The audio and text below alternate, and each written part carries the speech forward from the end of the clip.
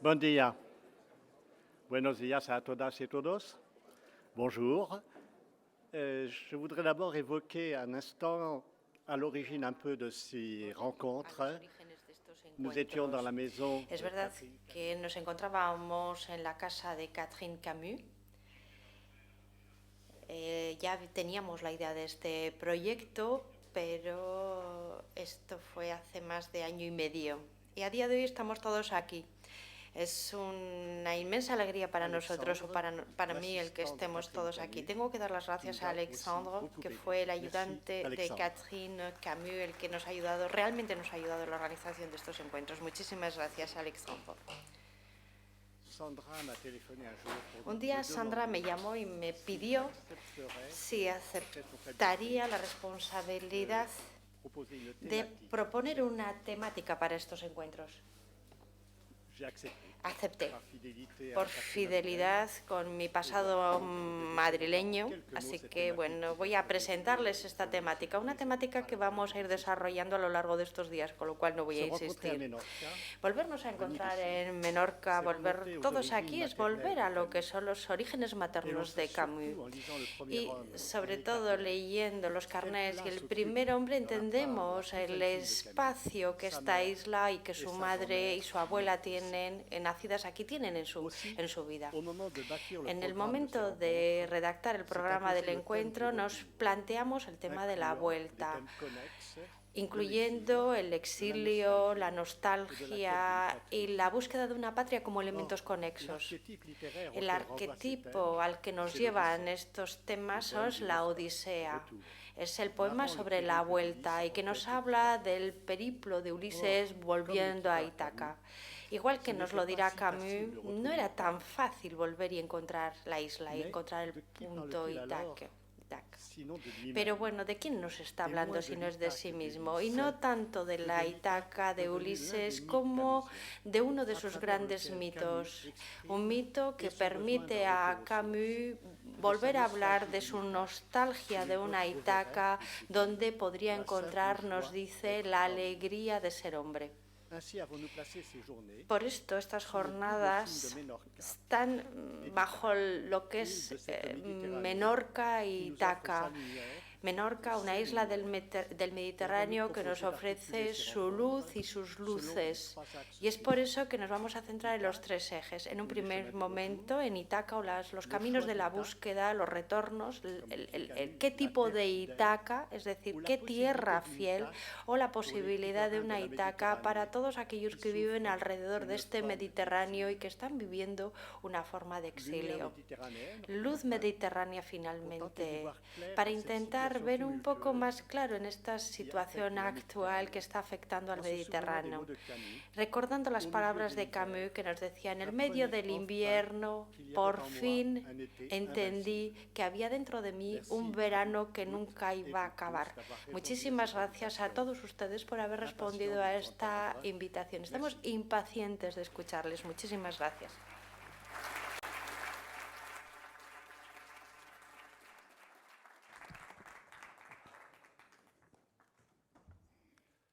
Sí, bon dia a tothom. Bé, som en Xisco Rotger, som moderador o coordinador d'aquesta taula rodona, que serà la primera, amb la qual encetam aquestes jornades. Encetam la part ja de taules rodones d'aquestes jornades. El primer de tot, com s'ha de fer, volia donar les gràcies a tots vosaltres per la vostra presència, a tota la gent que intervé, toda esa gente que ha promovido, los participantes, a todos los que han promovido estas jornadas dedicadas a Albert Camus, en especial, con vuestro permiso, a Sandra y especialmente también al Ayuntamiento de San Lluís, Adelaida, Ponsatí, Virginia, a quienes ya conocíamos en el momento en que preparábamos estas jornadas.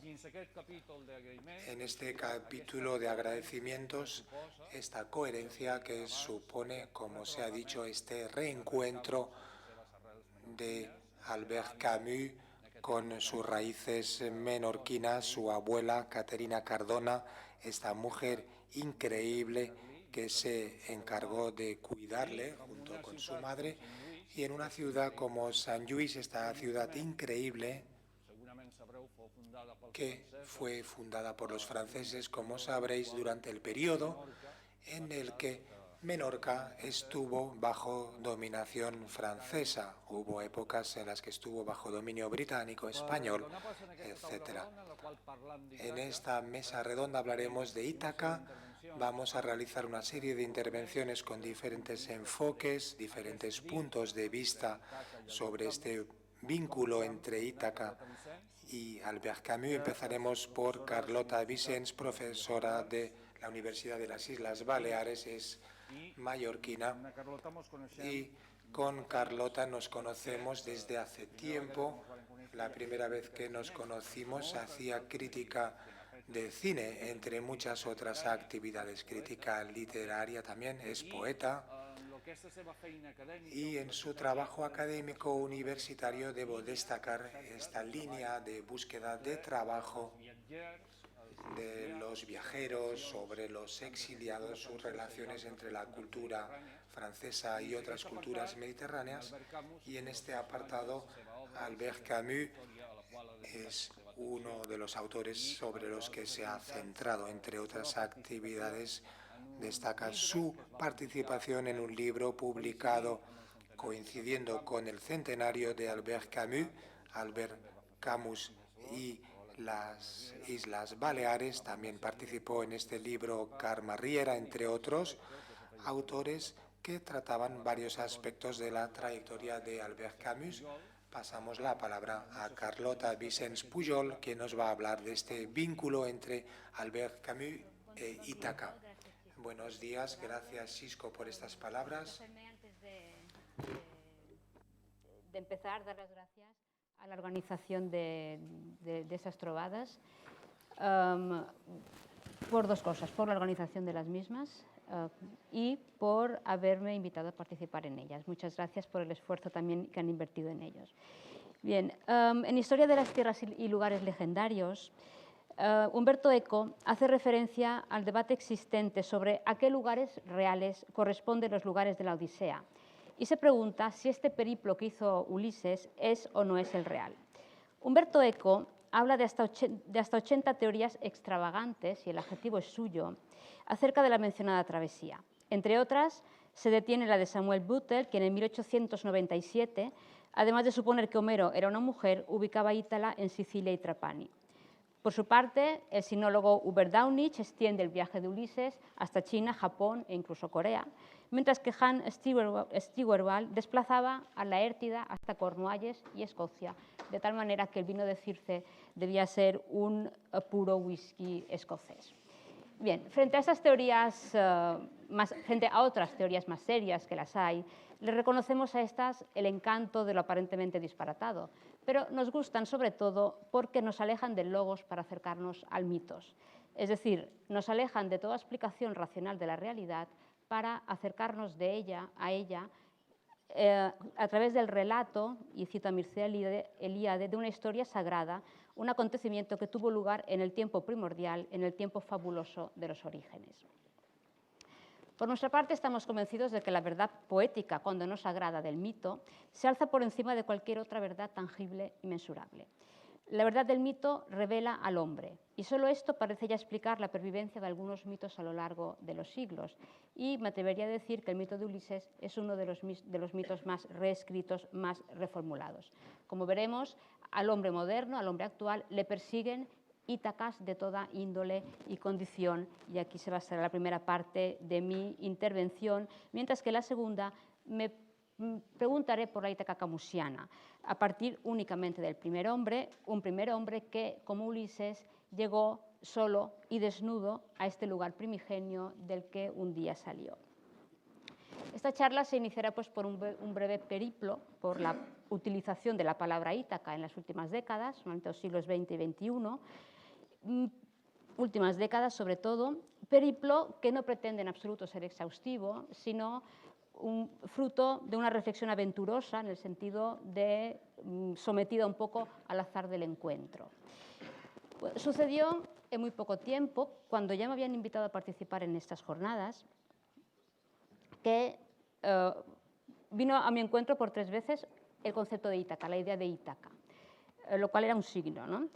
Primero, en un periódico local leí lo siguiente: el programa que desarrolla Proyecto Homo para tratar las adicciones alcohólicas debe su nombre, Ítaca, a los propios usuarios de la terapia que con esta elección han querido resaltar, como sufrió Ulises en sus propias carnes, el arduo camino plagado de obstáculos que hay que sortear para poder declararse libre de la tiranía del alcohol.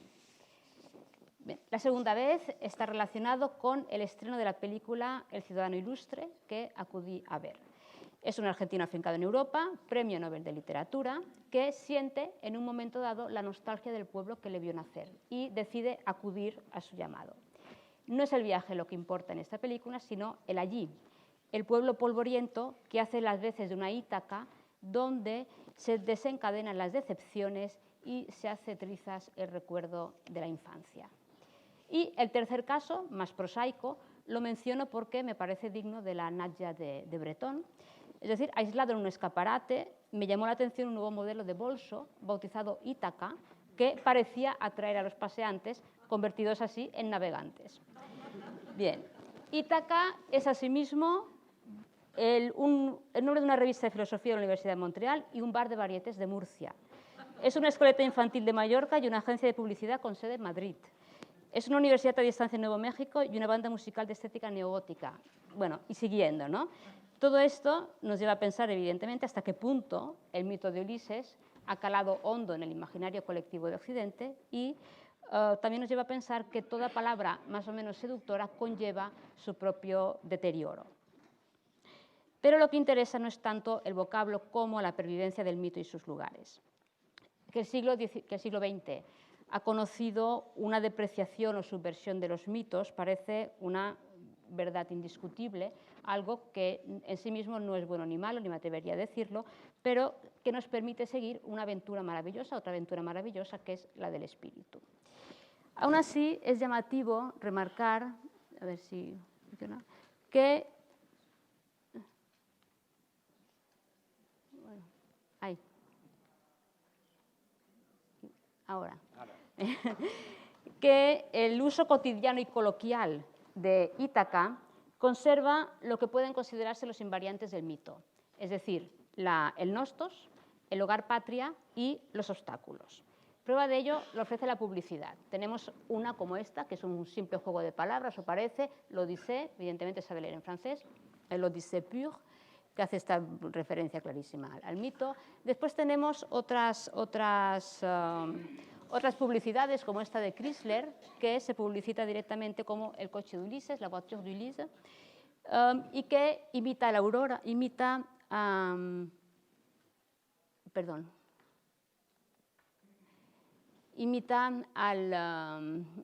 tanto el lenguaje, si se fijan, la aurora de los dedos rosas, es algo muy repetido en la Odisea, como después el periplo de Ulises con Zeus, que desencadena una tormenta a modo de obstáculo, y finalmente la llegada a Ítaca y donde está esperando Penélope.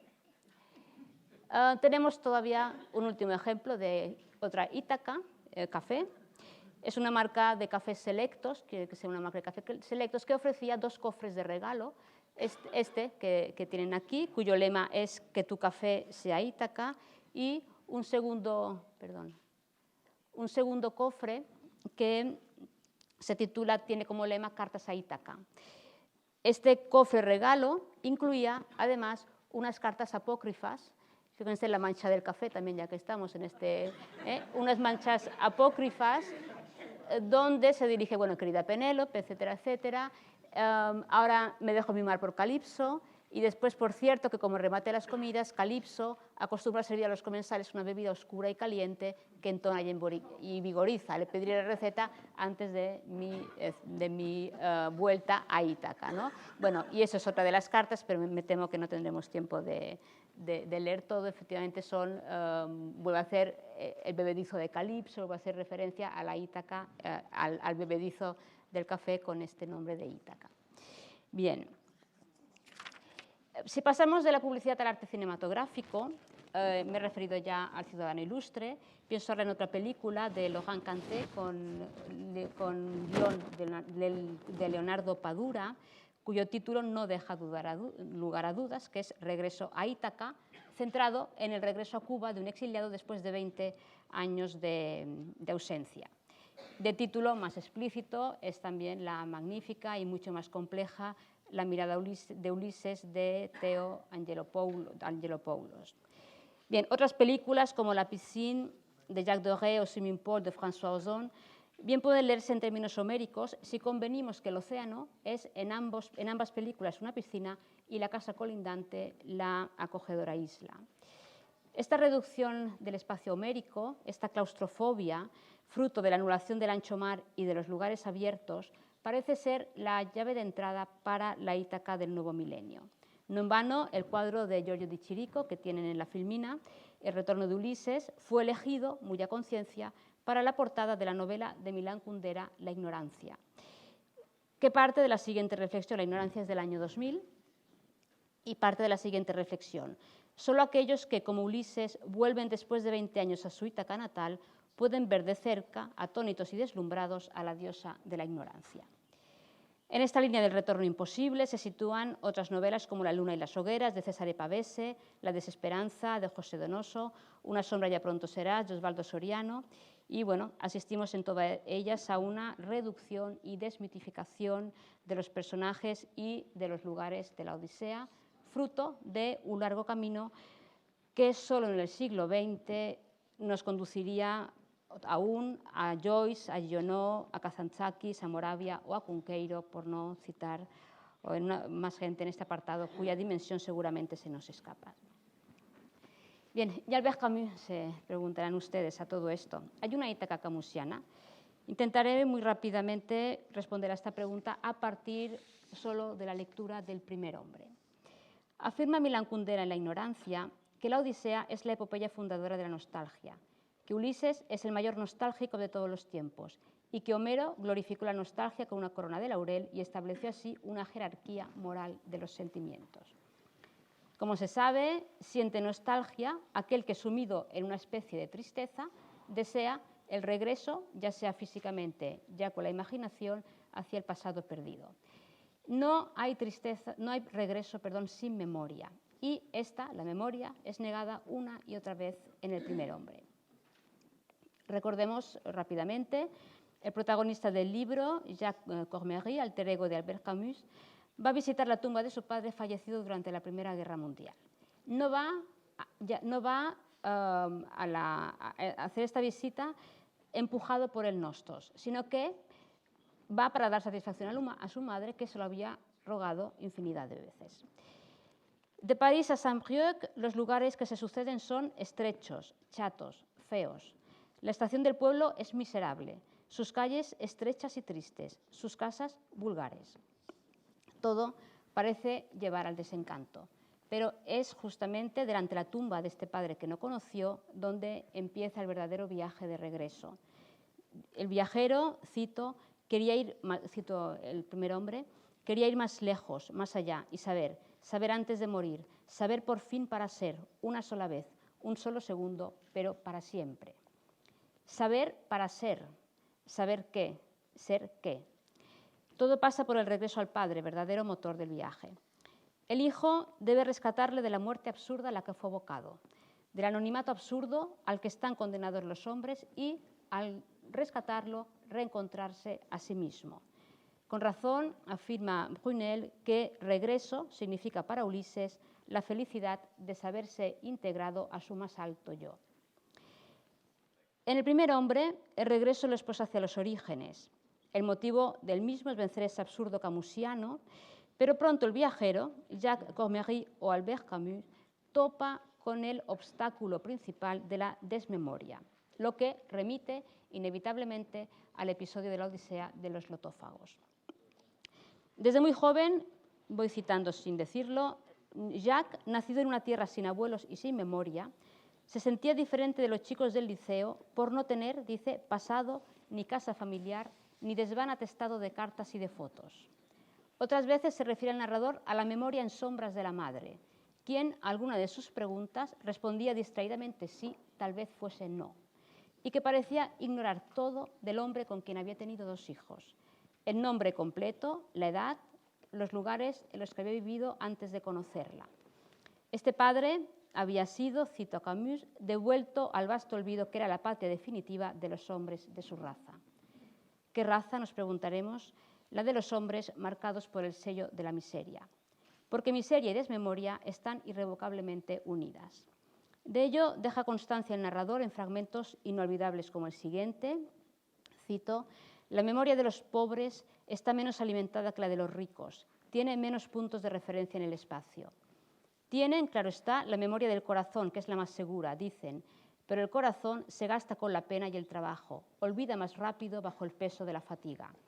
El tiempo perdido solo lo recuperan los ricos. Para los pobres, el tiempo perdido solo marca los vagos rastros del camino de la muerte. Y además, para poder soportar, no hay que recordar demasiado. El olvido se convierte, pues, en el principal obstáculo de nuestro viajero, consciente de que nunca penetraría en el misterio del Padre, porque, insiste, el único misterio era el de la pobreza, que hace de los hombres seres sin nombre y sin pasado. Por otro lado, ya en la vida real, Camus, datos referidos a su linaje que Camus había dado siempre por buenos, como que su familia paterna era originaria de Alsacia, fueron desmentidos luego por uno de sus principales biógrafos, Herbert Lodman, que los sitúa en Bordeaux y en l'Ardèche. Bordeaux. Pero un segundo viaje de regreso corre paralelo a este, formando igualmente parte de esta búsqueda de los orígenes. Como bien señala Jean-François Mattei, el deseo de la tierra natal atraviesa de un extremo a otro la obra camusiana. El Mediterráneo argelino, lugar del bautizo con toda la carga litúrgica que la palabra conlleva, se convierte en estas páginas en la Ítaca patria de la total simbiosis. En el exilio de Helena podemos leer: el Mediterráneo tiene un trágico solar que no es el de las brumas. Ciertas tardes, sobre el mar, al pie de las montañas, cae la noche sobre la curva perfecta de una pequeña bahía y las aguas silenciosas suben entonces una plenitud angustiada. Estas líneas en prosa, que quieren hablar de una Europa en ruinas, son a la vez versos que guían hacia la Ítaca de nuestro autor. La noche cae en una curva perfecta sobre el mar y el monte bajo, mientras que las aguas suben hacia el cielo en una plenitud angustiada. Este círculo perfecto y sacro encierra, me parece, la Ítaca camusiana. Los ejemplos son muchos, pero para ir finalizando remito al lirismo con el que el autor o el narrador cuenta los baños en la playa de su infancia, o a la palabra nostalgia, por ejemplo, que luce entre todas las demás cuando rememora el narrador un día de caza en Argelia con su tío Etienne y dice: entonces empezaba para Jacques una embriaguez que le dejaría en el corazón una maravillada nostalgia, la de esas horas sin frontera en un territorio sin límites, la cabeza perdida en la luz incesante y en los espacios inmensos del cielo. En horas sin frontera, espacios inmensos, continuamente se acerca al lector al tiempo de los orígenes y al espacio mítico donde ocurre lo verdadero sagrado, único lugar que puede colmar el vacío dejado por la ausencia del Padre, o, me atrevo a decir, donde es posible el reencuentro con el Padre, pues Camus aspira a una unidad que, dice, se expresa en términos de sol y de mar. Bien, la primera parte de esa intervención, y voy concluyendo, dejaba entrever cómo el mito de Ulises y con él la isla de Ítaca iba perdiendo el carácter sacro en sus diferentes manifestaciones publicitarias o artísticas. El espacio exterior, como pueden ver en la filmina, se reduce hasta devenir esta cómoda alfombra azul de un salón burgués. Por su parte, el tiempo queda igualmente circunscrito en las últimas películas y novelas centradas en el tema de Ulises a un periodo histórico determinado, la dictadura cubana, el fin de los comunismos, la guerra de los Balcanes, etc. Sin embargo, hay que señalar también que la presencia de la Odisea es en todos ellos explícita en mayor o menor medida. Albert Camus, por su parte, devuelve su particular Ítaca al lugar que ocupaba en el mito, Es un lugar sagrado, y cito a Eliade, donde se revela el ser y se revela cómo el ser ha llegado a ser lo que es. Esta Ítaca es su tierra natal.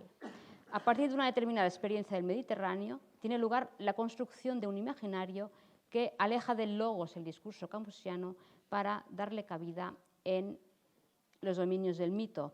Y si el moderador me deja, acabaría con una cita, dejaríamos concluir al mismo Camus con una cita que dice lo siguiente: pero era aquello todo, aquellos gestos, aquellos juegos, aquella audacia, aquel ardor, el nacimiento y el bautismo en el mar. Había esto, o sí, era así, pero había también la parte oscura del ser, y de estas ondulaciones espesas e insensibles seguían naciendo en él día a día los más violentos y terribles de sus deseos, sus nostalgias más fecundas. Sí, este movimiento oscuro a lo largo de todos estos años estaba de acuerdo con aquel inmenso país que lo rodeaba, cuyo peso, siendo niño, había sentido, con el inmenso mar delante y detrás ese espacio interminable de montañas, mesetas y desiertos. Muchas gracias.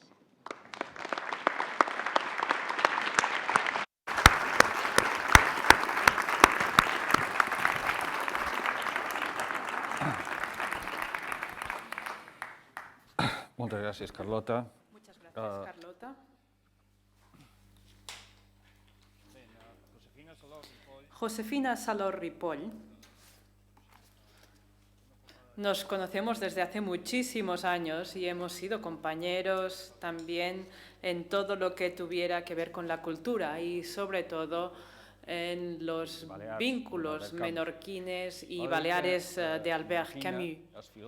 Fina es filóloga, es una persona dedicada a las cuestiones culturales y ha estado llevando a cabo una labor de promoción, de publicación en entidades muy conocidas en Menorca, como el Círculo Artístico de Menorca, y es la responsable científica ahora del Instituto de Estudios Científicos de Menorca, que es una entidad imprescindible en el ámbito cultural y científico en Menorca.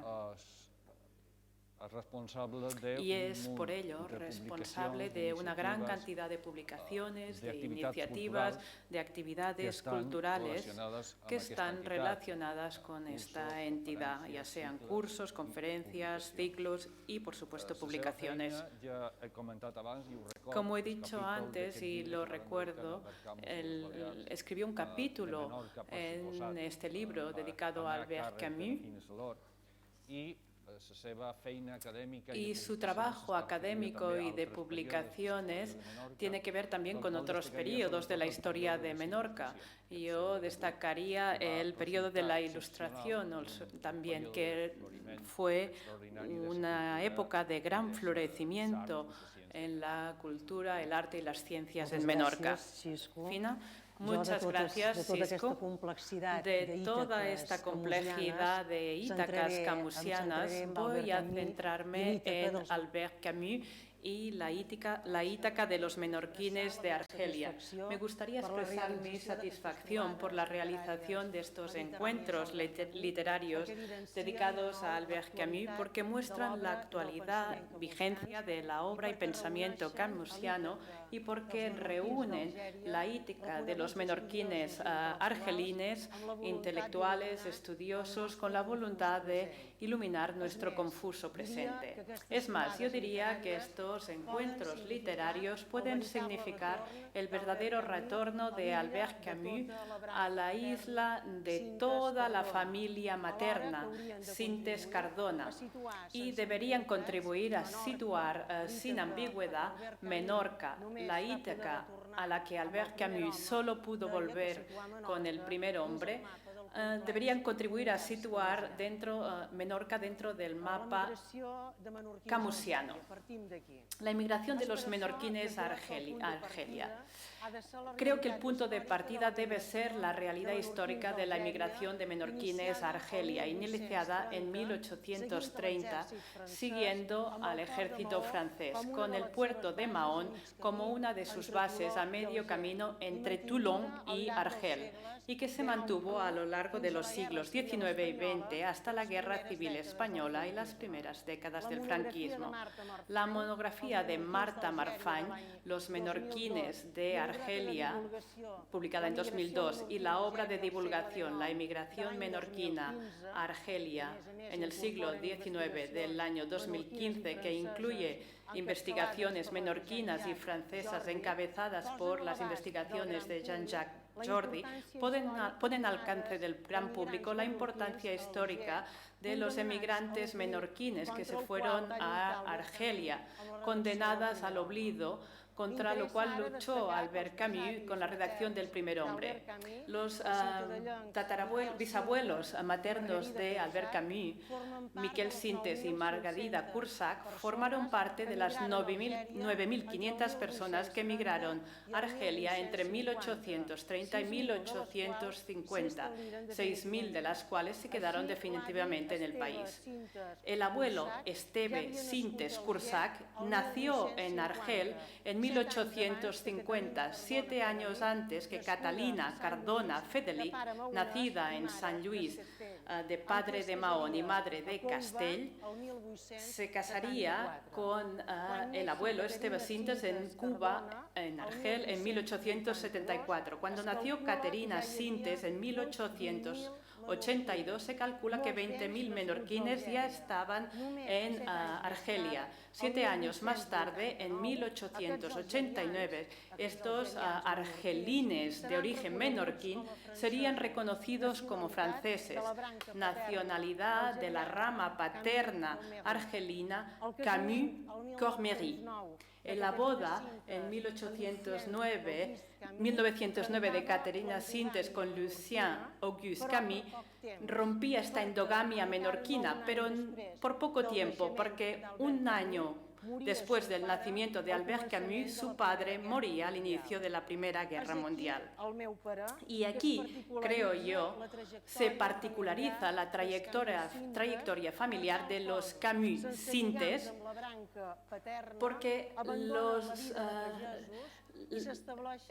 abandonan el campo para establecerse en Argel con la abuela, que había hecho lo mismo cuando se quedó viuda en 1907 y se había trasladado a la ciudad con su hija. Empieza la vida de pobreza digna que marcó la infancia y adolescencia de Albert Camus y que se convirtió en referente y conciencia a lo largo de su obra para situarse al lado de los que tienen la grandeza humilde de los que no tienen nada. Debemos pensar, sin embargo, que con la falta de conciencia y de memoria de los pobres con la que vivió Albert Camus, vivió su menorquinidad argelina.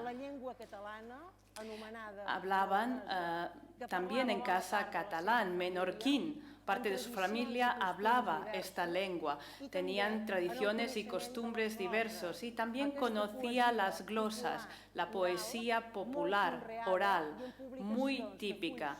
Y se publicaban también este tipo de poesía en Argel y en Menorca. Quisiera destacar que el primer hombre, en la novela El primer hombre, en esta novela Albert Camus incorpora un glosador, el tatarabuelo de Ciutadella, él lo cualifica de poeta aficionado que componía sus versos a caballo de una burra y caminando por la isla entre las pequeñas paredes de piedra que marcan los lindes de los huertos. Y Marta Marfany también dice que el asesinato con la posterior ejecución pública del asesino que impresionó al padre de Albert Camus y que le dejó la angustia como herencia evidente y cierta, conecta con las glosas que Luis Teixidó Sintas de Couva publicó en Mahón en 1909, lo cual demuestra, según Marta Marfany, que las relaciones entre Argelia y Menorca continuaban a principios del siglo XX. Pasamos al primer hombre o la comprensión de la trayectoria camusiana. Lo que le separa de su familia pobre es la enseñanza francesa republicana, que recibió juntamente con su hermano, rompiendo de esta forma la cadena de analfabetismo y olvido. Todos sabemos que gracias a maestros como Germain Louis y profesores como Jean Grenier, Albert Camus creó una nueva personalidad cultural con el dominio del francés como lengua de cultura y con la voluntad de convertirse en escritor. Pero quizá todavía no hemos asumido que Albert Camus construyó sus obras a partir de su propia experiencia originaria de menorquín en Argelia y que inició la búsqueda de sus orígenes escurridizos con el consiguiente replanteamiento del sentido de su trayectoria y de su obra, justamente cuando vio que podía perder su patria carnal argelina, sobre todo a partir de la década de los 50. Por ese motivo, el hecho decisivo para entender las confusiones que rodearon en vida y muchos años después de su muerte la importancia de esta ascendencia menorquino-argelina son los 34 años que separan la muerte de Albert Camus en 1960 de la publicación del Primer hombre en 1994, la pieza clave para entender su trayectoria vital y literaria tan inseparable para alguien que no creía en las fronteras que separan la vida y el arte.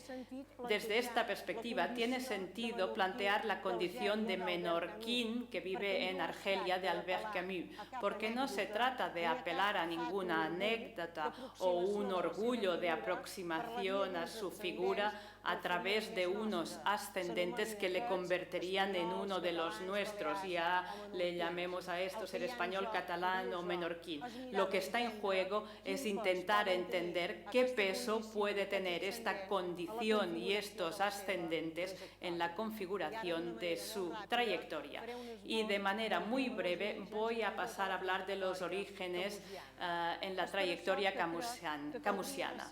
Creo que deberíamos ver en su obra el hilo sin interrupción que lo relaciona con sus orígenes a través de su infancia pobre argelina y del amor incondicional que tuvo hacia su madre, porque estas dos caras de la misma moneda fueron algo que siempre estuvo presente en él. La vivencia de la pobreza está relacionada con la riqueza del paisaje mediterráneo y de la misma forma la fidelidad íntima a sus orígenes pobres le proporciona una conciencia propia ante la crisis que sacude Europa y Argelia entre los años 30 y 50 y su condición extraordinaria por sus orígenes, su condición de artista, hizo que pudiera pensar desde dentro los caminos de salvación personal y colectiva a través de la belleza, la dignidad y la civilización mediterránea de dimensiones profundamente humanas. En su etapa de formación como escritor entre el 35 y el 42, la presencia familiar es más intensa y, sin embargo, desaparece prácticamente formalmente en los ciclos de Sísifo y de Prometeo y se convierte en los años 50 en una llamada constante materializada en la redacción del Primer hombre, la novela que entronca con los orígenes familiares y literarios. Deberíamos detenerse entre el revés y el derecho y en las narraciones l'ironie, en las que abre el libro con un primer retrato familiar presidida por la figura dominante de la abuela y la narración entre oui et non, que le lleva al paraíso perdido, tierno e inhumano de la infancia en el barrio pobre, presidida por una madre viuda, silenciosa y con una extraña indiferencia ante el mundo. En Amour de vivre, centrado en su viaje a Mallorca e Ibiza, pero no su viaje a Menorca. ¿Por qué no vino a Menorca? Este es el gran interrogante. Conecta con la mediterraneidad, que objeto de la conferencia que pronunció en Argel en el 37 y que va a aparecer en estas jornadas literarias. Es evidente que esta mediterraneidad es inseparable de un contexto mucho más amplio que desde el inicio del siglo XX hasta finales de la Segunda Guerra Mundial compromete a intelectuales de primera magnitud de ambos lados del Mediterráneo, entre los cuales están argelinos, franceses y catalanes que jugaron un papel clave, como el poeta catalán Foix, Nicolau Rubió y Tudurí, Gabriel Audició, Emmanuel Robles o el profesor de Camus, Jean Grenier. Para Camus, la mediterraneidad era también una manera de resolver a través de la vía cultural la difícil adscripción identitaria, resolver o sublimarla a través de la cultura o la civilización mediterránea, que se convirtió en una patria cuya cuna regeneradora situaba en Grecia, una Grecia revivida en Argelia, en España y en Italia, y que anuncia lo que en el año 51 será el pensamiento de mediodía. Como todavía no hemos pronunciado estas bonitas palabras, permítanme que las pronuncie por primera vez, aunque van a aparecer en repetidas ocasiones. Dice Camus: en el mediodía del pensamiento, el rebelde rechaza la divinidad para compartir las luchas y los destinos comunes. Elegiremos Ítaca, la tierra fiel, el pensamiento audaz y frugal, la acción lúcida, la generosidad del hombre que sabe. En la luz, el mundo es nuestro primer y nuestro último amor. Nuestros hermanos respiran bajo el mismo cielo que nosotros. La justicia vive. Entonces nace la alegría extraña que ayuda a vivir y a morir y que de ahora en adelante no querremos dejar para más adelante. En la etapa del 42 al 51, los referentes familiares y personales desaparecen aparentemente cuando se traslada a Francia en 1940 y se produce su proyección como escritor, primero con las obras del ciclo del absurdo de Sísife y después con las de la revuelta o de Prometeo. En realidad entra en un proceso de despersonalización, es decir, no utiliza datos autobiográficos específicos, pero escribe desde su propia experiencia, como podemos comprobar en El extranjero, en el que el barrio de Belcourt se convierte en uno de los marcos principales de la acción, con personajes que son menorquines de Argelia, con apellidos como Cardona, o en La peste, en la que la madre amorosa del protagonista y narrador, el doctor Rieu, está claramente inspirada en su propia madre. En los carnets de 42 al 51 podemos observar que su interrogación sobre sus orígenes familiares continúa abierta, cosa que cuajó en el proyecto del primer hombre y el nuevo ciclo del amor. El punto de inflexión se sitúa con el fin de la Segunda Guerra Mundial y la frustración que le produjo el inicio de la Guerra Fría, el apoyo de los intelectuales al totalitarismo soviético, la consolidación del franquismo y el comienzo de los conflictos en Argelia, que culminaron con la Guerra de Independencia en el 54. A finales de los 40 habla ya del primer hombre y trabaja en el prólogo del Revés y el Derecho, que no se volvió a publicar hasta el 58. Poco antes de su muerte, un año antes, y en 1950 ya reclama la nobleza auténtica de sus orígenes, el de una raza noble, como dice él, que no envidia nada. La última etapa, del 51 al 59, es la de la búsqueda de la verdad personal y artística con la redacción del primer hombre. Es una novela de aprendizaje y también la novela elegíaca, y yo diría incluso que épica en muchos momentos, de los menorquines de Argelia. Estos años de soledad, de crisis personal, de preguntarse sobre su existencia, una crisis existencial que culmina con el reconocimiento del Nobel, pero de crisis personal, son años de una gran búsqueda creadora, investigación creadora. La crítica hacia Europa, el repudio de la belleza y la naturaleza en beneficio únicamente de sus poderes conquistadores, de la que habla en los carnets de 1951, implica la voluntad de conciliar el norte y el sur a través del mito de Eufurión y reafirmar los valores mediterráneos. Y la mediterraneidad significa también colocar en primer plano su propia ascendencia, ahora que siente amenazada su tierra argelina con el estallido de la Guerra de Independencia en 1954. De ahí la postura incomprendida por parte de unos y otros tiene que ver con su propia historia, con el origen de una familia pobre. La España que busca en los años 50 no es solo la España del compromiso literario y político, los contactos con el mundo del anarquismo español, sino la que encuentra en su infancia pobre el amor incondicional a la madre, a sus orígenes de Menorquín, de Argelia. Así termino, El primer hombre puede ser vista, según mi parecer, como la obra de la sinceridad personal, de la fidelidad familiar y la apertura hacia los otros que reclamaba en el prólogo de El revés y el derecho.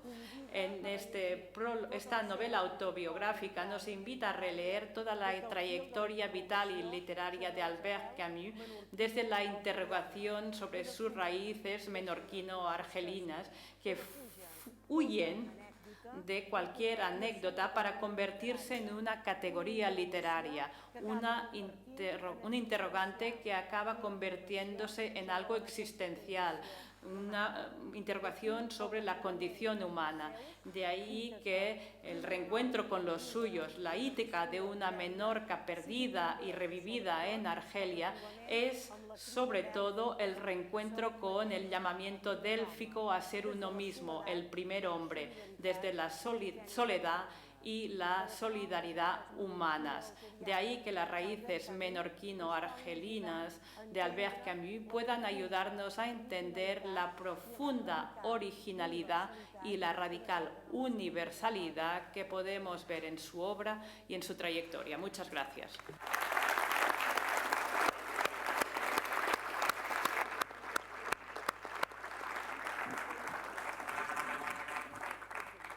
Muchas gracias. Muchas gracias.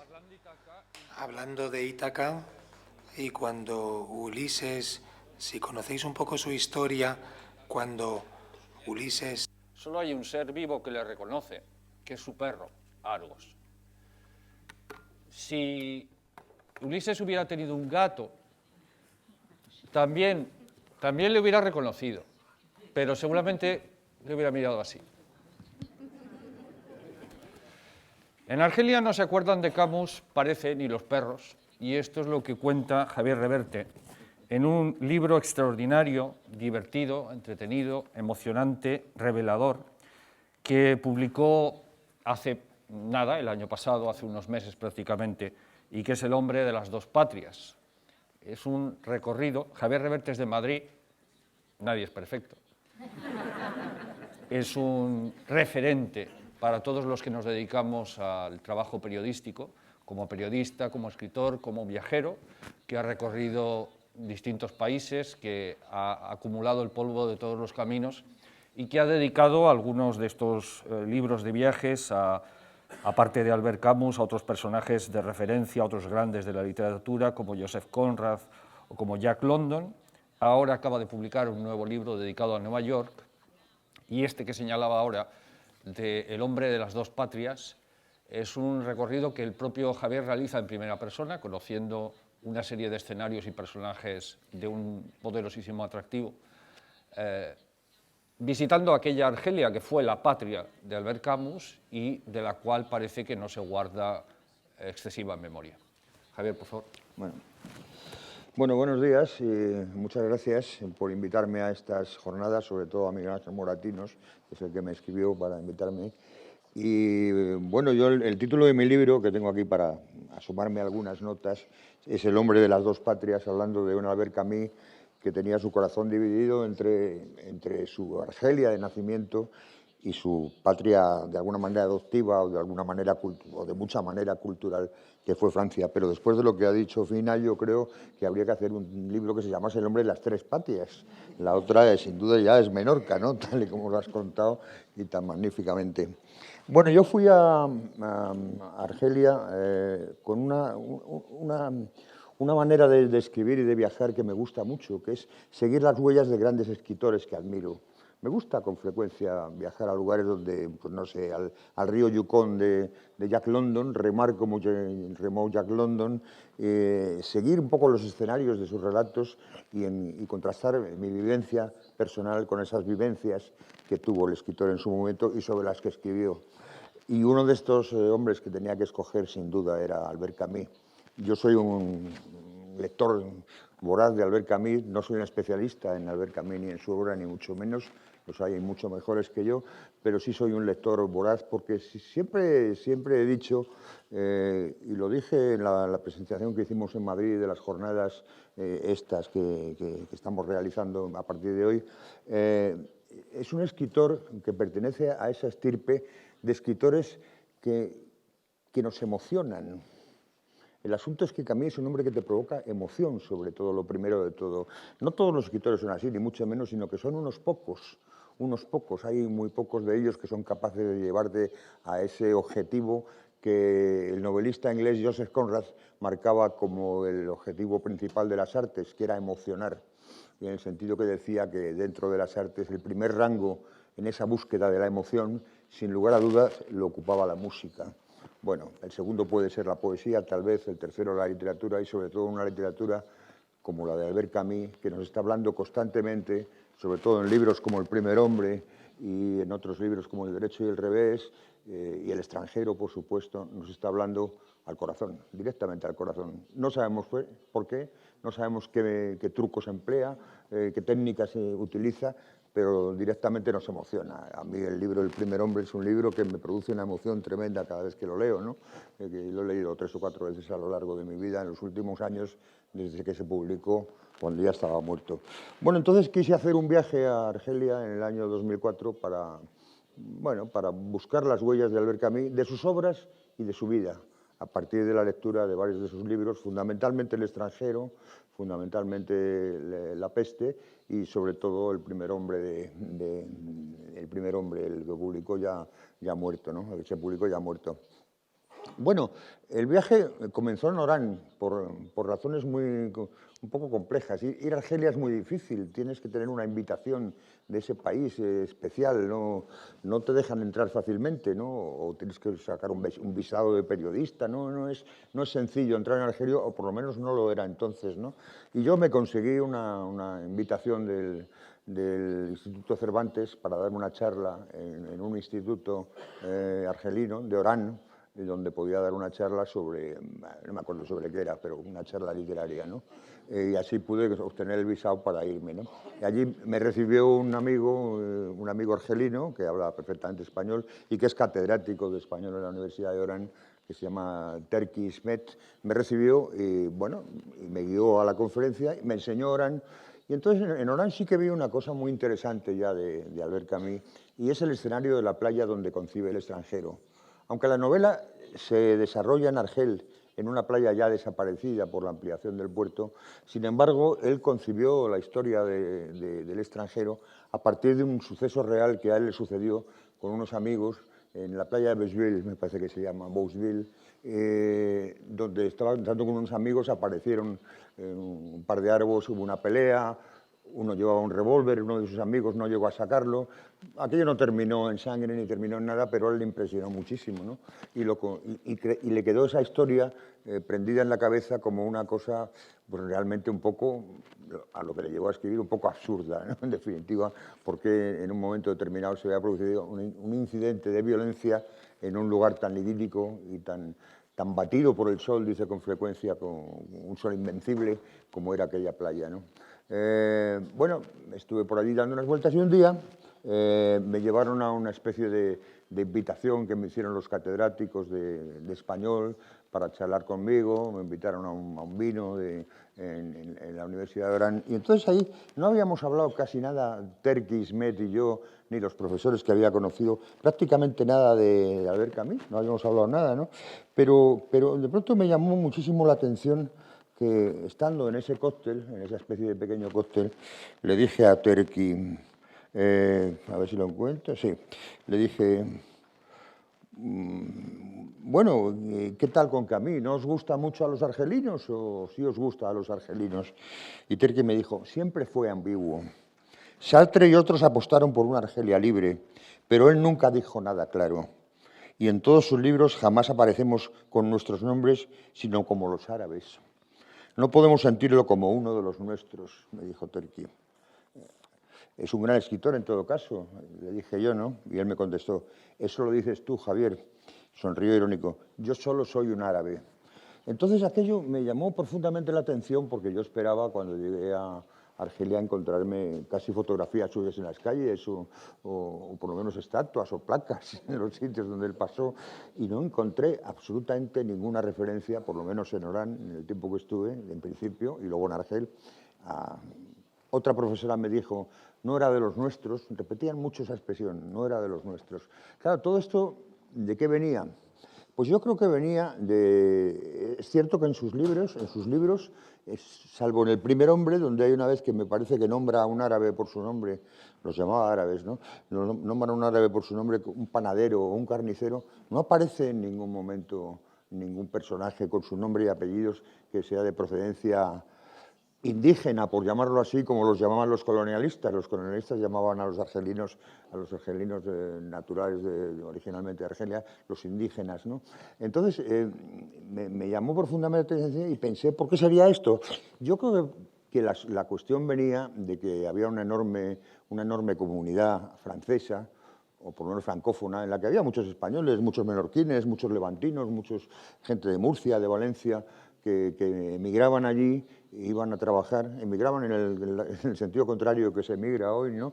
Emigraban a trabajar como temporeros en las vides, en el vino, y esta gente, los pieds noirs los llamaban, los pies negros, pues eran como un mundo aparte del mundo de los árabes, ¿no? Me pregunté siempre por qué los llamarían pies negros, y se lo pregunté a Terki, a mi amigo Terki, y me dijo que porque, tal vez sea verdad, no sé, los argelinos lo sabréis, ¿no? Que porque los europeos llevaban botas y calzado de zapatos, mientras que los árabes llevaban babuchas, pies negros. Y es curioso en ese sentido que en un momento concreto, cuando llegó la independencia de Argelia, una de las primeras decisiones que tomó el gobierno de la independencia argelino fue prohibir los limpiabotas. Se prohibieron los limpiabotas. Entonces lo de pies negros tiene sentido en todo eso. No sé si era verdad o si la palabra tiene otro origen. Es el que me explicaron allí, ¿no? Bueno, después de estar una serie de días en Orán, disfrutar de esa ciudad que tiene todavía un ambiente muy español, porque siempre hubo mucha emigración a Orán, en particular a Orán española, aunque los mahoneses iban más, me dijiste, iban más a Argel. En Orán, aparte de haber sido casi 2 siglos una posesión española en la época de los piratas Barbarroja, de la corona española, pues a Irán fueron muchos temporeros en la época francesa a trabajar, sobre todo en las viñas, y también muchos en la República. Cuando cayó la República Española en el 39, el puerto de Alicante fue el último lugar donde resistió, donde permaneció la República y donde se agolparon muchísimos soldados republicanos y civiles que habían estado implicados en la guerra civil a favor de la República. Se agolparon buscando barcos, está la famosa historia del Starbuck, sabéis, y de otros barcos, buscando barcos para huir. ¿Y dónde huían estos barcos? Estos barcos huían a Orán. A Orán llegó, por ejemplo, Rafael Alberti con su mujer. A Orán, por ejemplo, llegó la Pasionaria en un primer destino, luego ya fue a Francia en un vuelo. Entonces, quedó también una migración y un exilio español de la guerra en los años posteriores a la caída de Franco, y que ha durado hasta que Francia perdió la posesión de Argelia y hasta que se declaró la independencia, ¿no? Bueno, entonces de allí yo pasé a Argelia para seguir viendo escenarios ya de la vida de Camus, porque Albert Camus vivió en Orán 1 año y medio aproximadamente, 1 año y medio en los que no trabajó nada más que un poco como periodista, tenía poco dinero, comía malamente, estaba casado con su primera mujer y de allí se fue a vivir a París en el año 40, ¿no? Pero él donde vivió realmente, donde se formó, donde creció, donde se cultivó su espíritu, el espíritu que le llevaría luego a escribir libros como El primer hombre, pues fue Argelia, fue Argel, la capital. En Argel vivía en el barrio de Belcourt. Belcourt era un barrio proletario de Pied Noir en general, también había árabes, llamémoslos árabes, ¿no? Los llamaba árabes, pero sobre todo era de proletarios que vivían pues, en condiciones muy penosas y en el caso de Camus muy próximas a la miseria. Camus estudió en los primeros años en un colegio de su barrio, lo cuenta en El primer hombre, y de ahí pasó a estudiar al liceo por influencia de un profesor, donde ya cursó 4 años y donde ya empezó a despuntar esa enorme inteligencia que poseía y esa enorme capacidad literaria.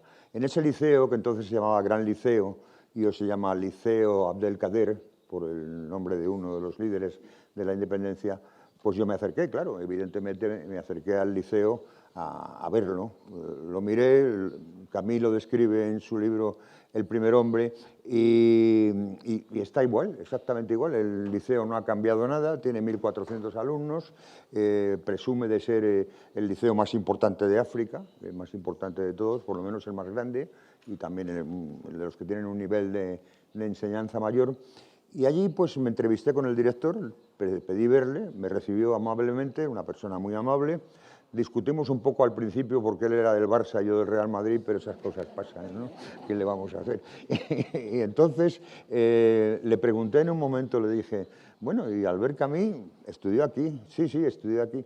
¿Y no hay nada que le recuerde? ¿No tienen ustedes una placa? Y me dijo, no era de los nuestros. Otra vez la misma expresión, no era de los nuestros. Él escribió siempre de los árabes. Y yo le insistí y le dije, bueno, pero no todos los liceos del mundo pueden presumir de haber tenido un escritor que estudiara en sus aslas. Dice, no, es cierto, pero ya digo, nosotros éramos los árabes, éramos otra gente, no pertenecíamos en absoluto a su mundo. Digo, algún día tendrán que poner una placa. Y él me dijo, sí, pero no será en mi generación. Entonces, claro, todo esto a mí me creó no solamente perplejidad, porque yo sabía además que Albert Camus fue un hombre solidario. El título que da su hija a un libro de fotografías, Solitario y Solidario, que son dos expresiones, bueno, muy parecidas, ¿no? Y que tienen mucho sentido. Solitario y solidario definía muy bien lo que era Albert Camus. No era racista, era partidario, pero se movió en un mundo de Pied Noir, en un mundo de por decirlo así, de colonialistas, que casi todos los Pied Noir, que llegaron a ser 1.200.000, pues eran partidarios de permanecer bajo el dominio de Francia. Entonces me pregunté por qué pasaría eso, ese rechazo, y tiene que ver simplemente con la guerra de la independencia que se inició en el 54, en mi opinión, ¿no? Es una guerra en que los franceses aplicaron la tortura a los paracaidistas franceses, de los que, por cierto, perteneció Le Pen, el padre de Marine Le Pen, la dirigente del Frente Nacional, hoy candidata a la presidencia de Francia. Pues el padre fue paracaidista en Argelia y ultraderechista, ya lo conocen ustedes la historia, no voy a contarla, ¿no? Y entonces ellos aplicaron la tortura, pero de una manera implacable, mientras que los argelinos que aplicaron la respuesta al terrorismo. ¿Y qué pasaba con Camus? Camus no estaba de acuerdo con ninguna de las dos posiciones. De la misma manera que no estaba de acuerdo, como no estuvo de acuerdo, habiendo sido comunista, miembro del Partido Comunista en un pequeño tiempo de su vida, de la misma manera que no estaba de acuerdo con el sistema stalinista, con los campos del sistema del Gulag. Era un hombre que repudiaba todo tipo de autoritarismo y, sobre todo tipo de brutalidad contra los seres humanos y odiaba la matanza y la muerte. Entonces, claro, en un momento determinado, en un país en guerra, como era en ese momento un país en guerra muy cruel, la guerra desatada por los franceses y por los independentistas argelinos, pues él no tomó otra posición que la de intentar llevar adelante lo que él llamó una tregua civil. Él pensaba que los argelinos, bueno, habían nacido en su tierra, los llamados indígenas eran gente importante en su tierra, pero que también los Pied-Noirs eran, por generaciones, eran gente que habían nacido en Argelia y tenían también su derecho a vivir y crecer y establecerse en Argelia. Él habló de hacer la posibilidad de una tregua civil, pero nadie le hizo caso, nadie quiso saber de ese planteamiento suyo. Y esa idea de tregua civil, qué bien suena hoy, qué bien nos suena hoy en el Mediterráneo, qué bien sonaría que en algún momento en nuestro Mediterráneo tan lleno de tragedias, una palabra, una expresión como una tregua civil pudiera llevarse adelante de alguna manera. Bueno, él condenó ese autoritarismo que le llevó a enfrentarse también con la intelectualidad francesa. La intelectualidad francesa, en ese momento capitaneada por Jean-Paul Sartre, está la famosa polémica con Jean-Paul Sartre y Albert Camus, pues se enfrentó absolutamente a él, le tacharon incluso de elitista, de dandy, y de un personaje que no entendía en un momento que la muerte podía ser necesaria, ¿no? Hay una expresión, hay un trozo de Camus que me gustaría leer, y ya termino pronto, ¿no? En la que dice, a ver si lo encuentro, creo que sí. Aquí está, sí. Me decían, se refiere a los intelectuales de su tiempo, me decían que eran necesarios unos cuantos muertos para llegar a un mundo donde no se matara. Y añadía, siento aversión por estos servidores de la justicia que piensan que únicamente podemos prestarle un servicio a la justicia entregando varias generaciones a la injusticia. Era un pensamiento absolutamente moderno, que hoy mismo cualquiera de nosotros suscribiríamos y que en ese momento le provocó el rechazo. Poco después, cuando le concedieron el Premio Nobel de Literatura, estando en la Universidad de Uppsala, dando una conferencia, un periodista argelino le preguntó sobre su posición ante la guerra civil que seguía adelante, ¿no?, en esos momentos, y Camus pronunció una de sus más famosas frases. Dijo, en estos momentos están poniendo bombas en los tranvías de Argel. Mi madre puede estar en uno de esos tranvías. Si eso es justicia, prefiero a mi madre. Entonces, esa expresión le valió ya toda la condena unánime, no solamente del Frente de Liberación argelino, sino también de toda la intelectualidad francesa. Hoy en día realmente podemos casi aplaudirla en cierto sentido, y hasta el mismo presidente Bouteflika, en una reciente declaración, llegó a decir que Camus demostró con esa frase que era un verdadero argelino cuando dijo que prefería a su madre que la justicia, ¿no? Llegó a decir eso el presidente Bouteflika. Hoy la figura de Camus en Argelia, por lo que yo vi, era el año 2004, pero no creo que haya cambiado mucho, pues sigue siendo la de uno de los, no la de uno de los nuestros, sino la de uno de los suyos, pero yo creo que el paso del tiempo limará eso y que tendrá una placa en el Liceo Abdelkader en el centro de Argel. Muchas gracias.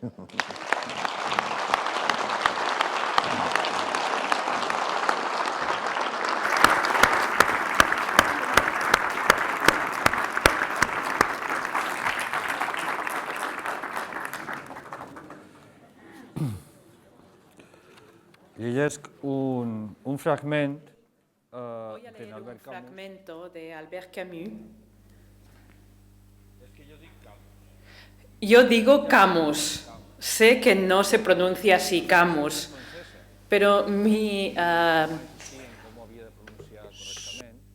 suegra es francesa e insistió cómo debía pronunciarlo correctamente. Yo no pude y ya lo dejé.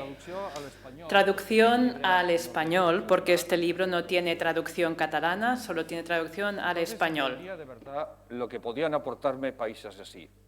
Siento admiración por el hecho de que puedan hallarse a orillas del mar Mediterráneo certidumbres y normas de vida, porque podamos encontrar en ese lugar satisfacción para nuestra razón de ser y justificación para un optimismo y un sentido social.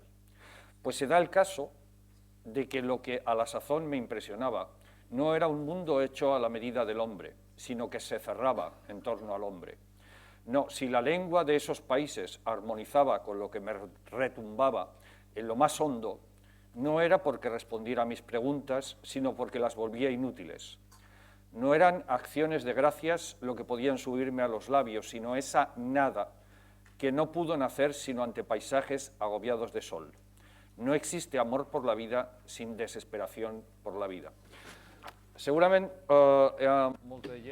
posiblemente muchas personas de Francia, de España, de Menorca, en el Mediterráneo, conocen estas palabras que acabo de leer. Pertenecen al libro El revés y el derecho, de la edición Alianza, y de uno de los capítulos de este libro que se titula Amor por la vida. Estos son uno de los 5 textos que componen El revés y el derecho y está dedicado íntegramente a la visita que Albert Camus hizo a Mallorca e Ibiza en 1935, cuando tenía 21 años. Y posiblemente es el primer viaje que hizo fuera de Argelia. Este viaje en 2015 se cumplían los 80 años y en Mallorca y en Ibiza, en Menorca incluso, se hizo un pequeño recordatorio. Recordamos los 80 años de la visita que hizo Camus. El libro El revés y el derecho, y concretamente esta historia de amor por la vida, está ambientado en su visita a Mallorca y en 3 escenarios, concretamente, en esta historia Amor por la vida. Los escenarios son un local nocturno en Palma de Mallorca, hablamos de 1935, el puerto de Ibiza y el claustro de San Francisco.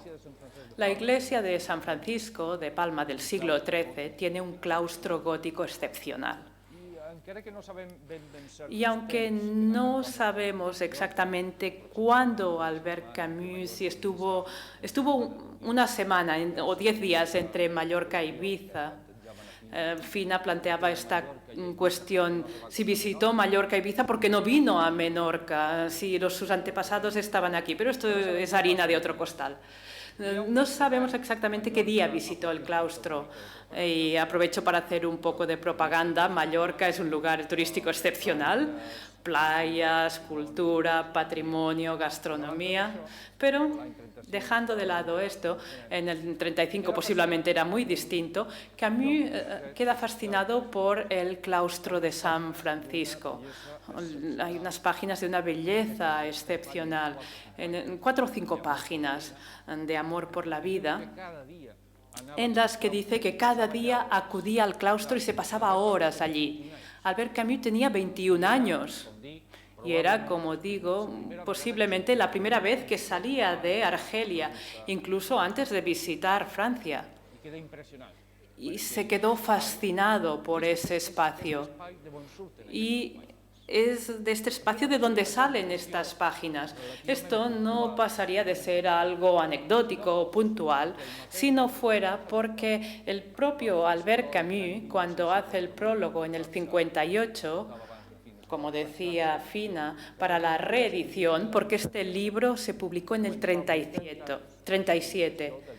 Ahora se cumplen 80 años de la publicación del primer libro de Albert Camus, El revés y el derecho, y este año se cumplen los 75 años de la publicación del extranjero, 75 años también de la publicación del mito de Sísifo, porque se publicaron los dos el mismo año, y también se cumplen los 50 años de la publicación en catalán de El extraño, L'Estrany, que lo hizo un autor valenciano excepcional, Joan Fuster.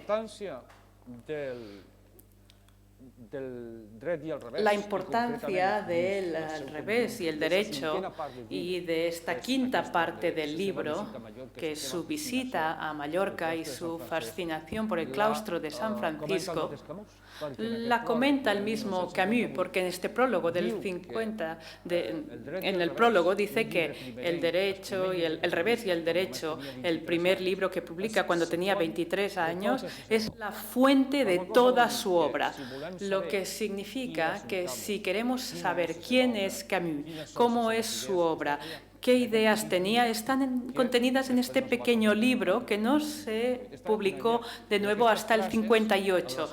Está en estas frases que él pensó que nacieron en Mallorca y en parte también en Ibiza. Y este punto de partida, el punto de partida de su obra es este viaje a Mallorca, y él mismo lo apunta. No hace mucho se ha publicado un libro de ensayos de José María Ridao, que conoce muy bien a Camus, La elocuencia del vacío, creo que es el título, publicado por Galaxia Gutenberg, en la que reitera, a partir de las palabras de Camus, este hecho, esta referencia esencial, que tiene un libro pensado, creado, reflexionado en Mallorca y que define muy bien lo que escribe Albert Camus. Creo que Mallorca, y digo, posiblemente estuvo en Mallorca una semana, pero al margen de este texto en concreto, Amor por la vida, es la base de todo su pensamiento. No hay amor por la vida sin desesperación por la vida. Esta es la base de todo su pensamiento, que nace en Mallorca. Y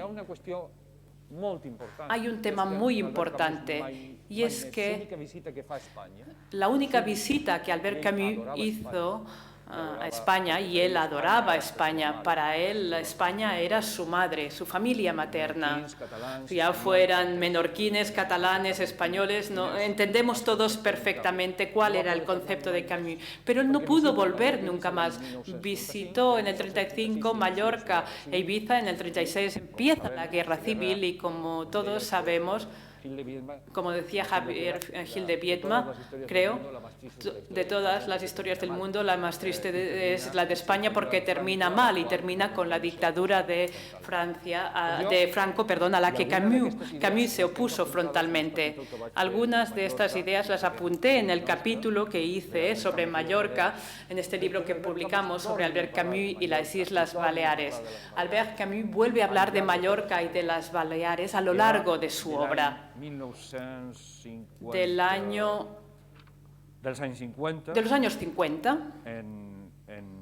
Camus no podía tornar en absolut Camus no podía volver a España porque Franco estaba en el poder. Pero cuando iba de Argelia a Francia y pasaba por encima, en avión, y pasaba por encima de las Islas Baleares, escribe algo que es completamente poético. Desde el avión, en plena noche, las luces de las Baleares son como flores en el mar. Como buen turista, cuando visitó Mallorca en el 35, tomó notas de los distintos escenarios que visitó. Habla de la Catedral de Mallorca, habla del barrio gótico, de Sóller, de Pollença y de Valldemossa. Valldemossa es un lugar muy turístico, es una ciudad muy turística. A Chopin, Georges Sand también los menciona en sus carnets. Y cuando en el año 55, en un texto muy posterior, 20 años más tarde, su visita a Mallorca, cuando habla de Valldemossa, hace una lista, y está hablando en el año 55, 20 años después de una visita bastante fugaz a Mallorca. En el 35, supongo que no tuvo tiempo de visitar muchísimo Valldemossa o quedarse allí mucho tiempo, solo unas horas posiblemente, y esto está en sus carnets. Verano de 1955. Que podría vivir y morir. Siempre en ciudades pequeñas, Tipasa, Gémila, Cabrí, Valldemossa, Cabrera de Aviñón, etc. Cuando Albert Camus en el 55, 5 años antes de morir, 2 años antes de obtener el premio Nobel, menciona 5 ciudades en las que viviría y moriría, 2 ciudades en Argelia, 2 ciudades en la Provenza francesa y un pueblo de Mallorca, en el que estuvo durante unas horas hacía 20 años. El paisaje de Mallorca por las fotografías, por los reportajes, se parece muchísimo a Lourberin, donde vivió, donde vive su hija Caterina, donde está enterrado. Y este paisaje es el paisaje que podemos ver aquí en esta foto emblemática de las jornadas, que podría ser Mallorca, podría ser también Menorca, ¿por qué no? Provenza, alguna zona de Argelia. Y aunque supongo que es un comentario atrevido, creo que Mallorca podría haber sido una Ítaca para Albert Camus. Su papel en la guerra de Argelia es complicado, polémico. ¿Por qué? Porque no era un tema fácil. Hace un momento Javier comentaba esta situación de Camus, esta cita de Camus entre... I record que quan a Palma li van fer un dels homenatges... Cuando en Palma le hicieron unos homenajes, una asistente, una espectadora, yo estaba moderando un debate y ella dijo, debería haber elegido la justicia, no la madre. Los argelinos, los españoles, los menorquines, elegiríamos siempre la madre ante todo. La madre ante todo. Es nuestra forma de ser. Albert Camus y Algeria. Albert Camus y Argelia. Yo lo entiendo, esto de no era de los nuestros. Bartomeu Fiol, un poeta menorquín, se llama así. Y dice esto, ante su tumba pusieron no era de los nuestros. Y entiendo que los árabes que no son exactamente árabes, son árabes bereberes, entiendo perfectamente y tengo un argumento bueno para hablar de ello, porque un antepasado mío lejano era uno de estos árabes de Orán, concretamente. Pero entiendo perfectamente que los árabes de Argelia digan, nos llamaban los árabes, pero los árabes a los pieds noirs les decían pieds noirs. Es un problema de comunidades y siempre pienso en Nelson Mandela o la película Invictus, que habla de todos estos temas y cómo en un momento dado el personaje de Nelson Mandela dice no debemos hacer esto porque si hacemos esto vamos a perderlos. Y estas dos comunidades, y también porque existió la historia del terrorismo, de la tortura, el terrorismo de Estado practicado por Francia, por desgracia, fue imposible llegar a una entente entre estas dos comunidades, que hubiera sido lo deseado. Y creo que Albert Camus lo intentó. Me gustaría añadir un par de cosas más. Una referida a sa mare. Una que hace referencia a la madre de Albert Camus. Existe una anécdota que se explica. La madre de Albert Camus, cuando él se fue a Francia, se convirtió en un escritor famoso. Su madre se quedó en Argelia. Y se dice que Albert Camus quiso que su madre, creo que Albert Camus vivía en París en ese momento, y quería que su madre se fuera a vivir con él a París, o al menos que pasara temporadas allí. Y se dice que su madre pues estaba triste, estaba mustia, no le gustaba. Y se cree que Albert Camus le dije, ¿qué te pasa, mamá? ¿No estás feliz aquí? Y ella le dije, es que no hay árabes. En los años 40, después sí que ha habido muchos más árabes en París, pero parece ser que en los años 40 no había, y ella pues sentía nostalgia de los árabes, a pesar de todos los problemas y los enfrentamientos que llegarían más tarde. Lo voy a dejar aquí porque se trata de que hablemos un poquito entre nosotros. Muchas gracias.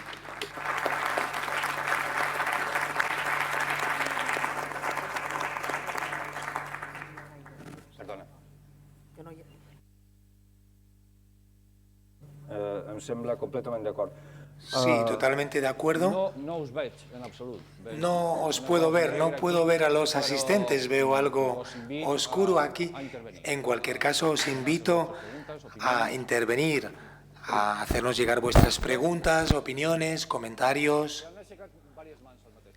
Se han levantado varias manos a la vez.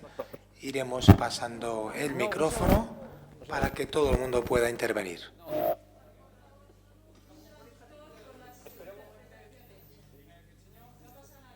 Sí, un momento. Primero este señor, luego usted. Un momentito.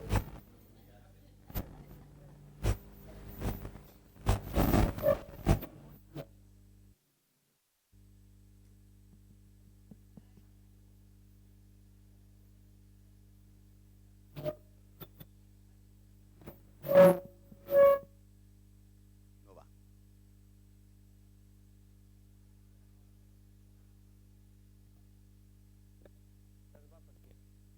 ¿Se escucha? ¿No? Sí, disculpen, no les podemos ofrecer la... Sí, no... Parece que hay algún problema técnico y los técnicos se están encargando de solucionarlo. Buenos días. Yo soy argelino, nací en Oran, a 2 pasos de la casa de Camus, por eso me permito aportar algunas aclaraciones. Francés, cuando dices ni los perros se acuerdan de Camus, pues no. Los perros de la calle de Camus, los gatos, las ratas de su edificio, porque cuando volvía por la noche, después de haber tomado algunas copas, subiendo las escaleras de madera que eran, sí que las ratas y los gatos se acuerdan. Pues fíjate, los argelinos sí que se acuerdan. Y en casi todas las casas, y la mía, y las de mis amigas, mis amigos, mis colegas, el extranjero de Camus está. Y otras obras. Javier, los círculos públicos de la administración pública, sí es verdad que dicen que no es uno de los nuestros, pero a los argelinos sí que se acuerdan y mucho de Camus. Yo soy un ejemplo y nací en la misma ciudad y llevo solo unos años aquí en España, entonces mi memoria está ya fresca, porque Camus está estudiado en los colegios, en los liceos, institutos. Está estudiado porque sus textos están en los libros de francés. Es verdad que el Departamento de Filología Española no estudian Camus, estudian Cervantes. Pero filología francesa sí que estudian Camus. Yo soy de la universidad, estuve unos momentos. Hemos estudiado Camus y Camus está presente ahí en la memoria de los argelinos, del pueblo. La administración no. Que damos esas aclaraciones. Está en el corazón de los argelinos.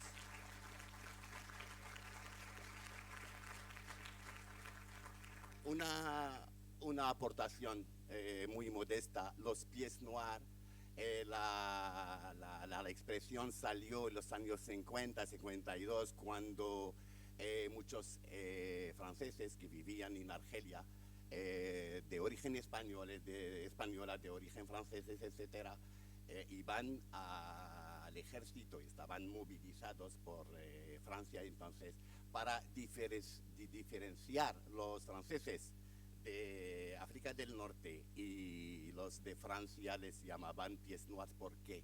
Porque para hacer el vino tenían que pisar las uvas. Terminando el día de trabajo tenían como un tinte y por eso les llamaban pieds noirs. Era pejoratif, c'était pejoratif.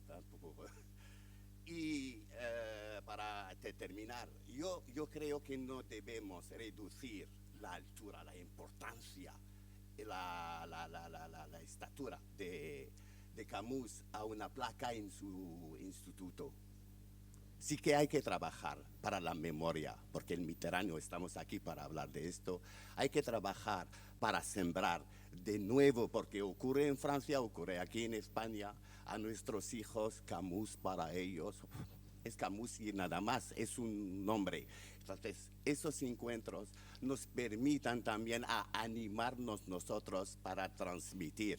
Y no debemos ser negativos, siempre positivos, y la memoria es muy importante. Y muchas gracias.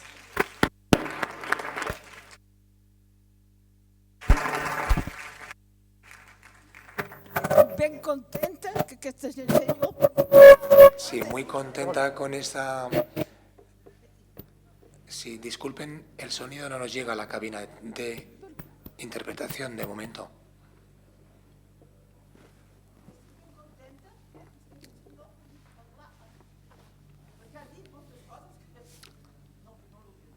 Queremos reconocer que está muy contenta por lo que ha dicho este señor, pero insistimos que no nos llega el sonido a la cabina de traducción.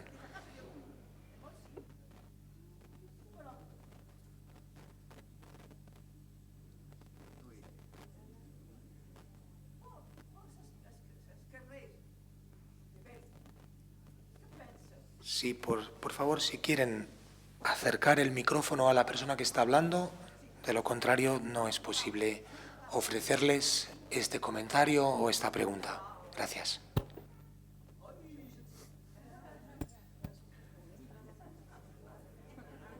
La técnica... Ja està. De práctica. Som un desastre, no es preocupi, de totes formes. No se preocupe, de todas maneras somos un desastre, dice la persona que interviene. Ahora se escucha bien, muy bien. Pues, per els Perfecto. carrers de Por Belcourt las calles de hi havia Belcourt moros. había Bueno, moros I ells es deien... y vos he ellos, dit, es deien ya os lo he àrabs, que dicho, són se bereberes, llamaban árabes, ya fueran Molt de bereberes temps o lo que han fuera. volgut Y durante diferenciar-se, mucho però ja tiempo se han avui en querido dia a França diferenciar. som Pero àrabs. en Francia ahora dicen somos I árabes, no, sí, ya está. Vull dir, els blancs, rumis, Y de los romanos. blancos podían ser rumis de romanos. Pues, Disculpen, siguen habiendo estas interferencias Lo que que nos lo dificultan que mucho la es important. traducción de la señora. No nos llega el sonido. jugava amb tota la gent de petit, jugava amb tota la gent Jugaba con del carrer. la gente de la calle Ha jugat a futbol. y él había jugado a fútbol, De portero, de cop. había jugado como portero, pero se nos marcha la voz, lo lamentamos.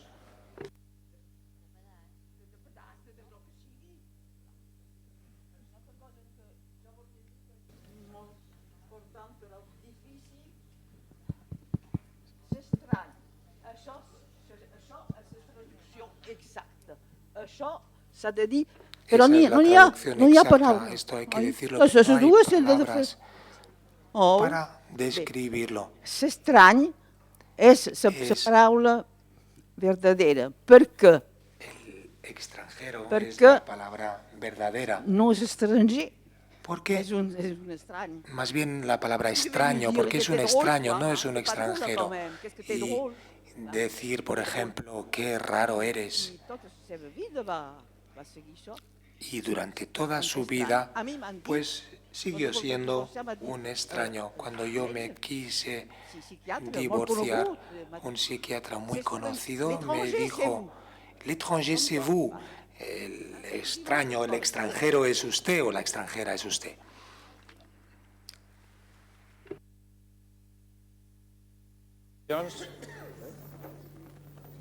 ¿Había mans aixecades? Si había alguna otra mano levantada, alguna palabra solicitada.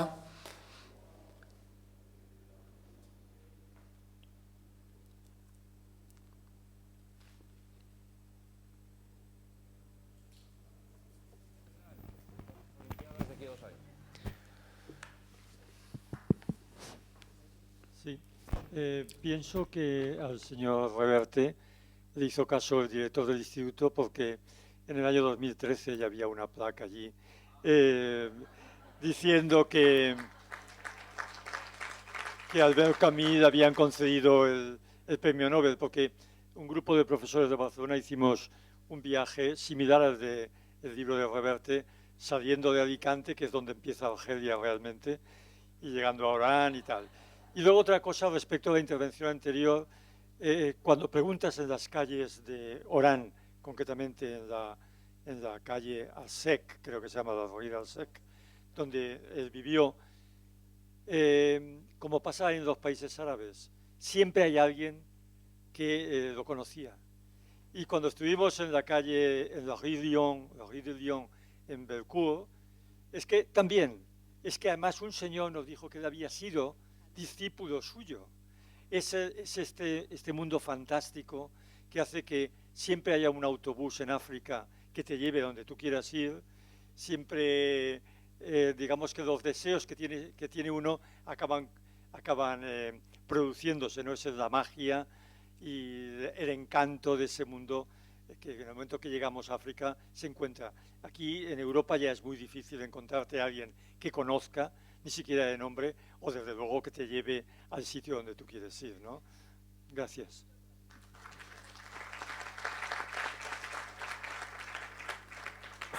No, quería añadirle un dato simplemente que en Argelia, en la calle Lyon, donde él vivió en 2 casas. Yo fui a las 2 casas, no me dejaron absolutamente entrar e incluso se cabrearon conmigo. Me decían, es usted ya el 10º que viene esta semana a intentar entrar en casa de Albert Camus y no, ahí vive una familia normal y están hartos de visitantes. ¿Cree que había una otra intervención per allá? Había otra intervención solicitada.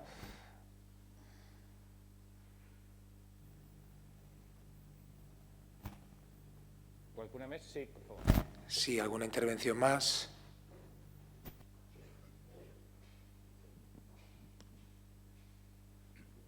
Me parece que en Argelia la relación con Camus cambia según la proximidad de las personas con el partido y la administración del poder.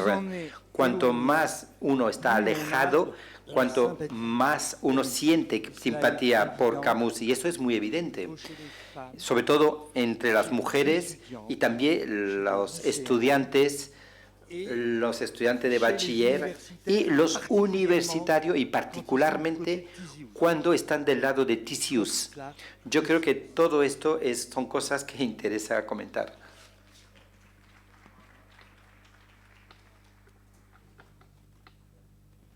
¿Cualquier intervención más?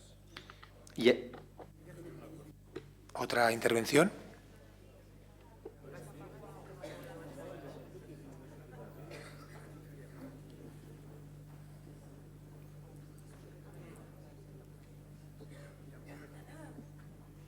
Perdón, porque quería replicar en todo caso a una nota biográfica sobre el abuelo paterno de Camus.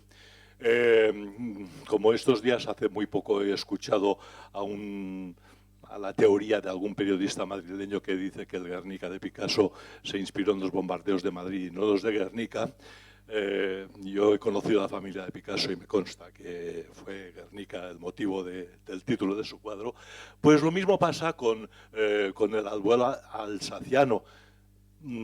Lo refiere María Casares en Residencia Privilegiada, es su amante, es su amiga, amiga fraterna, y cuenta Albert en sus comidas en la Mercaterín, pues cómo su abuelo vino de Alsacia y desde Burdeos se fueron a Argelia. Es decir, allá cogieron el barco, pero la familia originaria queda muy clara que es alsaciana en el mismo testimonio de María Casares en Residencia Privilegiada, por ejemplo.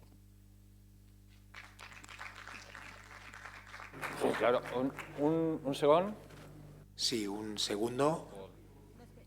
Respecto a los orígenes de los padres, del padre, de la familia paterna, lo que yo he dicho, que es que parece ser que él estaba en el error de su familia, es decir, está en la biografía de Herbert Lotman y está muy, muy bien documentada. Es verdad que se sigue escribiendo, y se sigue diciendo que es de Argelia, pero de Alsacia, perdón, pero es que por ejemplo dice rara vez leyenda familiar habrá sido tan equivocada como el caso de la de Albert Camus.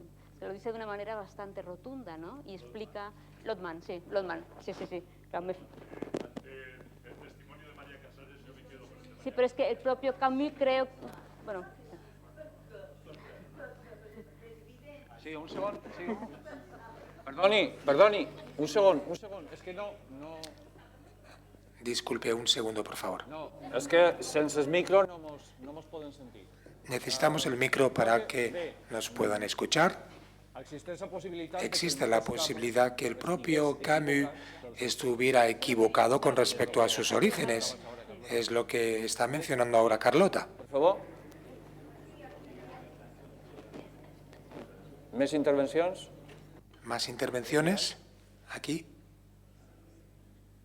Per què no va venir a Menorca? ¿Por qué no vino a Menorca? Aquesta és per na Fina. Esta pregunta es para Fina. Esta es una pregunta que me he hecho muchas veces. Yo creo que tiene una respuesta desde una lógica bastante razonable, y es que el primer viaje que él hace, como se ha dicho aquí, a los 21 años, está casado con Simonier, su primera mujer. Aprovecha, bueno, de hecho un profesor de la historia lo explicó muy bien, en el sentido que había rutas turísticas, también había para venir a Menorca, pero había rutas que conectaban muy bien Argel con Menorca, y también para volver a Argel había una escala en Ibiza. Incluso, sí, perdón, y aún no he dicho la razón más sensata, y es que una persona cuando tiene 21 años no busca sus orígenes. A los 21 años lo que tienes son ganas de vivir, cette joie de vivre. El primer hombre dice que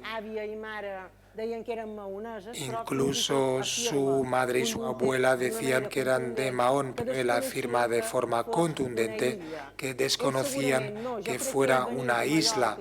Yo creo que viniendo a Mallorca e Ibiza a los 21 años debía considerar que pagaba de alguna forma su cuota de ciudadano insular balear. En Menorca se había promocionado el turismo, aunque Menorca estaba muy lejos de la realidad mallorquina e ibicenca. Camus tiene 21 años, es su primer viaje. Yo diría que no tiene ninguna necesidad de ir a descubrir ninguno de sus orígenes, porque es algo que todavía no se ha planteado.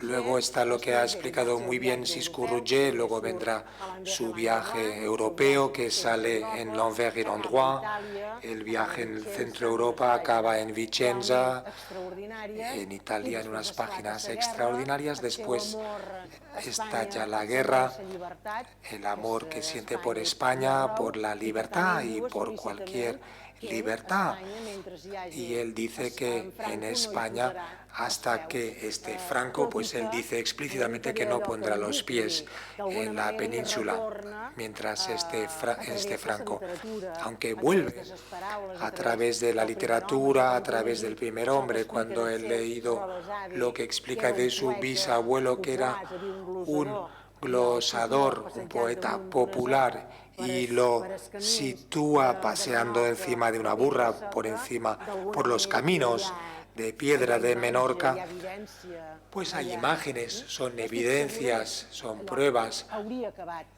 Yo estoy segura que habría acabado viniendo aquí, se siente afín a Catherine Camus. Tuve el honor de conocerla en 2005 en Palma. Ella comentaba que su padre amaba las islas a las que consideraba como flores en el Mediterráneo. Cuando iba hacia Argel en los años 50, es cuando fue varias veces cuando él estaba buscando sus orígenes. Debemos pensar que la claridad de estos orígenes, él habla de la memoria, del olvido, de esta memoria confusa de los pobres. Es a partir de finales de los años 40 y 50, como está documentado en las biografías, que él va a buscar los documentos, las partidas de nacimiento, de muerte, de matrimonios. Él consigue reproducir la realidad familiar de Menorca. Yo estoy segura que si desgraciadamente no hubiera muerto tan joven a los 46 años, en el año 60, estoy segura que Albert Camus hubiera venido a Menorca. El primer hombre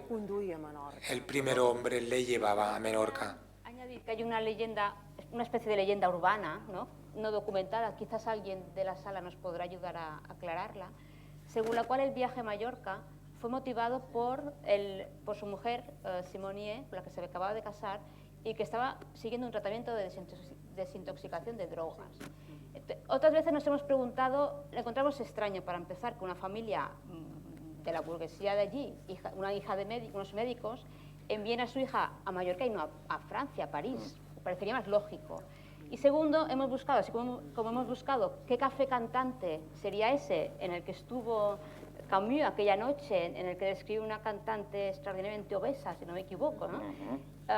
¿Cuál sería? Nos hemos preguntado en qué hospital, clínica, casa de reposo podría haber estado y tampoco tenemos respuesta. Ya no sé, esta leyenda supongo que no, pero igual podría ser verdad, no sé. Bueno, es un posible terreno interesante de investigación. Es un posible terreno interesante de investigación. Dos intervenciones más. Para volver un momento a hablar de la insularidad de la isla, yo quería hablar de la isla primitiva de Camus con esta cita. Después del resultado del concurso y que él pudo pasar efectivamente a seguir sus estudios, Jacques se quedaba solo. Una enorme pena de niño le golpeaba porque él mismo ya sabía que le iban a sacar de un mundo cerrado en sí mismo como una isla en la sociedad, y de esa isla mantuvo siempre la nostalgia.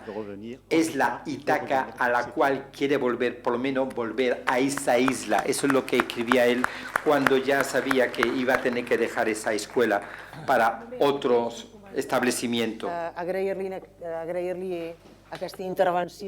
Solo un comentario. Me gustaría agradecerle esta intervención. Una de estas Ítacas, porque hay muchas en la obra y vida de Albert Camus, una de estas Ítacas es la isla de la pobreza. Completamente de acuerdo. ¿Una intervención más?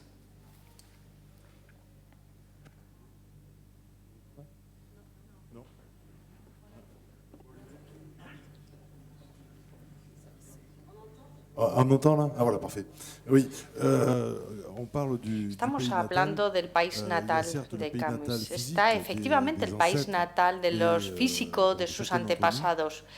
Pero también me pregunto si Frances ha hablado de Palma y ha hablado de ese texto, el amor de vivir de ese texto. Así que me parece a mí que cuando estamos en el pensamiento también tiene una fuerza ese país natal, ese país de donde nacimos. Cuando leemos ese fragmento sobre el puerto, cuando todo se calla, cuando pasamos del día a la noche, yo creo que también encontramos el mismo tipo de imagen en ese verano de Argel. Hay una noción de límite en las obras de Camus, pero también en el Dancing d'Argel, cuando está viendo a esas personas que bailan, cuando se inclina el bailarín sobre la bailarina, habla, la idea que me hago de la inocencia es de esa noche donde surge.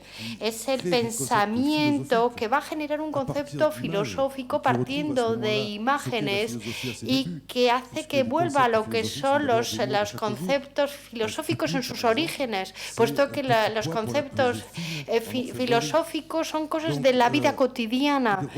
Así que vuelve a encontrar la raíz misma del pensamiento. Y si hay espacios natales, si podríamos llamarlos así, Palma me parece a mí que forma parte de esos espacios, puesto que esa noche que se está convirtiendo en verde nos lleva a hablar de un límite a través de la percepción física del mundo. Y es algo que sí que aparece en la cronología de los textos, se va a confirmar en el verano de Argel, donde sigue insistiendo en los límites y está hablando de la fraternidad con un pueblo que es un pueblo de mestizaje.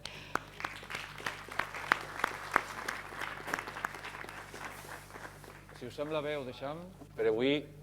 Vamos a cerrar esta sesión, si les parece bien. Per avui per part nostra, evidentment. Continuamos. ¿O una última intervención? Sí, una última. Buenas. Me voy a permitir expresar un recuerdo que tengo de hace muchísimos años, leyendo a Camus.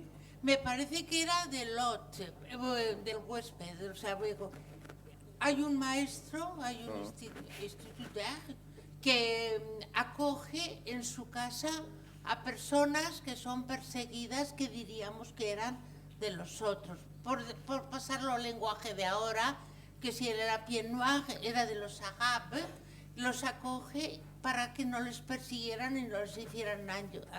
Así sucesivamente ocurrió varias veces, pero después de esto la respuesta del otro colectivo fue a traición, y la traí notre frère. Para mí ahora, oyéndoos a vosotros, yo ho he pensat, dic, ui, això que me están dient...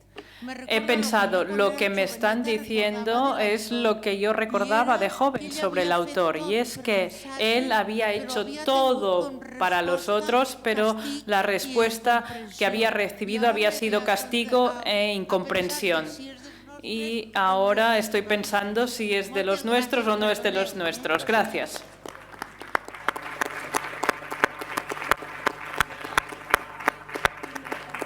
Aprofito per recomanar, si no l'heu vista, una pel·lícula que se va estrenar. Aprovecho para recomendar una película que se estrenó el año pasado, Lejos de los hombres, una adaptación hecha por Viggo Mortensen, un actor camusiano. Él fue el productor, y Lejos de los hombres se llama en su versión española, se estrenó comercialmente, está disponible en DVD. Es una adaptación de El invitado, un poco distinta, pero contiene este mensaje de tolerancia que creo que es muy interesante. Muchas gracias a todos. Sois un público fantástico.